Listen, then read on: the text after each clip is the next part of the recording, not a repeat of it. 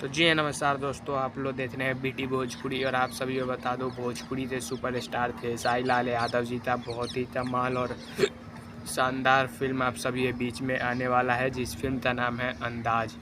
जी हाँ, अंदाज फिल्म आप सभी के बीच में थे साई लाल यादव, सोनिका चावड़ा, अमित शुक्ला, प्रकाश जैस और भी काफ़ी सारे स्टार कास्ट इसमें आप सभी को नज़र आएंगे। और सुजीत कुमार इससे डायरेक्टर हैं। और आप सभी को बता दूं कि वेब म्यूज़िक पर सुबह 6 बजे इसका ऑफिशियल ट्रेलर पर रिलीज़ हो रहा है 29 तारीख को। जी हाँ, तो आप लोग तैयार रहिए और ट्रेलर देखते पता चल जाएगा आप सभी को कि फिल्म कैसा होता है, इमोशन या फिर डांस कितना होता है, गाने कैसे होते हैं, एक्शन कैसा होता है, इमोशन कैसा होता है। ये सब ट्रेलर में हम सभी को पता चल जाता है कि ट्रेलर देखने के बाद हम कह सकते हैं कि फिल्म कैसा होने वाला है।